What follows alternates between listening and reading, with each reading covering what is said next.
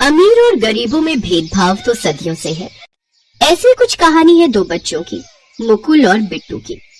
दोनों का घर एक ही शहर के एक ही मोहल्ले में है, लेकिन दोनों में जमीन आसमान का फर्क है।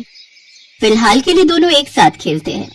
मुकुल हर रोज बिट्टू को बुलाने के लिए उसकी झोपड़ी के बाहर जाता है। बिट्टू आजा, खेलना है कि नहीं? बिट्टू बाहर आया। चल मुकुल खेलते हैं, बहुत मजा आएगा। बच्चों के दिल में पाप नहीं होता है, वो दोनों तो बस दोस्त हैं। लेकिन कल से दोनों स्कूल में भर्ती होने वाले हैं, इसलिए शाम को मुकुल की माँ सविता ने मुकुल से कहा, मुकुल तुम उस बस्ती में जाना बंद करो, कल से तुम्हारा स्कूल शुरू होने वाला है। लेकिन माँ वहाँ मेरा दोस्त रहता है बिट्टू। वो बस्ती में रहने वाला गरीब गंदा लड़का तुम्हारा दोस्त है? ओहो देखो मुकुल, हम लोग अमीर हैं, अब तुम बड़े स्कूल में जाने वाले हो, अब तुम उस गरीब लड़के से खेल नहीं सकते हो। सविता ने तो मुकुल को मना कर दिया। मुकुल ने चुपचाप बात मान भी ली, लेकिन बिट्टू की माँ रमा बिट्टू को यही बात समझा नहीं पा रही थी। बिट्टू, मुकुल अमीर है, उसके पापा अच्छी नौकरी करते हैं, यहाँ बहुत बड़े फ्लैट में रहते हैं, तुम दोनों की दोस्ती एक न एक दिन टूट जाएगी बेटा। नहीं माँ, हमारी दोस्ती नहीं टूटेगी, आप देख लेना, मुकुल हर रोज मेरे साथ खेलेगा। बेटा कल से तुम्हारा स्कूल शुरू हो रहा है और तुम सरकारी स्कूल में जाने वाले हो। मुकुल अमीरों के स्कूल में जाने वाला है, समझा करो बेटा। ये गरीब अमीर क्या होते हैं माँ? रमा के पास इस चीज का जवाब नहीं था। अगले दिन मुकुल अमीरों वाले स्कूल में गया और बिट्टू सरकारी स्कूल में।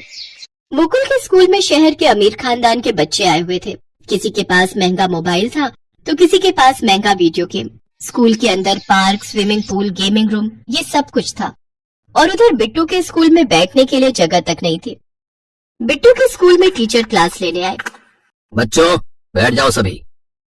लेकिन सर यहाँ तो बैठने के लिए बेंच ही नहीं है। अच्छा, तो तुम क्या प्रधानमंत्री हो जो बैठने के लिए बेंच चाहिए? जमीन पर बैठ जाओ। बिट्टू के साथ सभी जमीन पर बैठ गए। फर्श गंदा था और गीला भी था। सारे बच्चों के पैंट भीग गए और उसी हालत में पढ़ाई शुरू हो गई। बिट्टू ने मन लगाकर पढ़ाई की। क्लास के बाद बिट्टू के पास लल्ला नाम का एक लड़का आया। अरे बिट्टू, मेरे साथ दोस्ती करेगा? साथ में खेलेंगे। नहीं लल्ला, मुकुल मेरा दोस्त है, मैं उसी के साथ खेलता हूँ। अच्छा, वो अमीर लड़का देखना, वो तुझे धोखा देगा। धोखा? हाँ। बिट्टू को फिर भी यकीन नहीं हुआ। बच्चे का मन है ना, इतनी आसानी से बुराइयां दिल के अंदर नहीं जा पाती हैं। उधर मुकुल ने रोहन नाम के एक लड़के के साथ दोस्ती कर ली। रोहन के पास महंगा वीडियो गेम था। तो फिर आज शाम को दोनों एक साथ वीडियो गेम खेलेंगे। हाँ, मेरे घर पे आ जाना। स्कूल से लौटने के बाद अपने कमरे में बैठकर मुकुल और रोहन गेम खेलने लगे और बिट्टू घर के बाहर मुकुल को बुलाने के लिए आया। मुकुल, खेलना नहीं है क्या? आजा।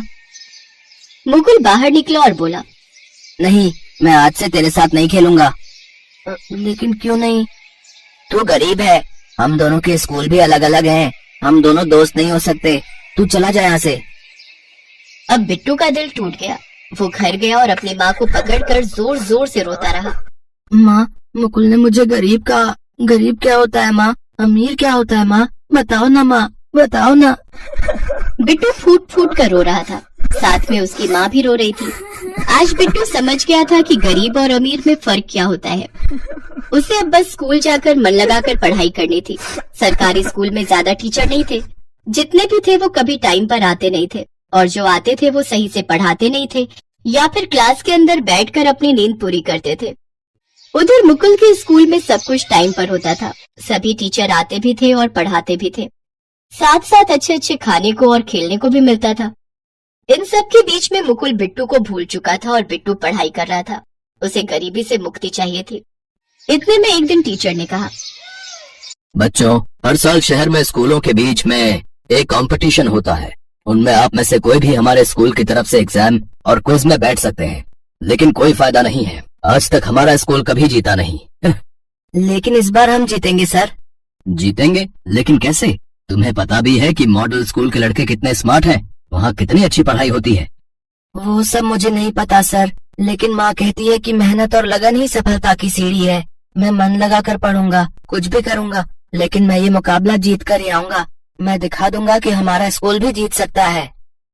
शाबाश, ये हुई ना बात। ठीक है, मैं खुद अलग से तुमको पढ़ाऊंगा। बिट्टू को देखकर टीचर में भी जोश आ गया और वो बिट्टू को अच्छे से पढ़ाने लगे। उधर मुकुल ने भी अपने स्कूल की इस प्रतियोगिता में भाग लेने के लिए नाम दर्ज कर दिया, लेकिन उसका ध्यान नए दोस्तों के साथ मस्ती करने और वीडियो गेम खेलने में ही था। और आखिरकार मुकाबले का दिन भी आ गया। बिट्टू और मुकुल आमने सामने आ गए। दोनों एक दूसरे को देखकर चौंक गए और पहला एग्जाम शुरू हो गया। एग्जाम में मुकुल ने आधे प्रश्नों का उत्तर नहीं लिखा क्योंकि उसे आता नहीं था, लेकिन बिट्टू ने सभी प्रश्नों का सटीक उत्तर दिया और पहला मुकाबला जीत गया। और फिर क्विज की बारी आई। जज ने पूछा, हाँ तो बताइए, भारत की कैपिटल कहाँ है? New Delhi sir. बहुत बढ़िया बिट्टू। हमारा नेशनल एनिमल क्या है?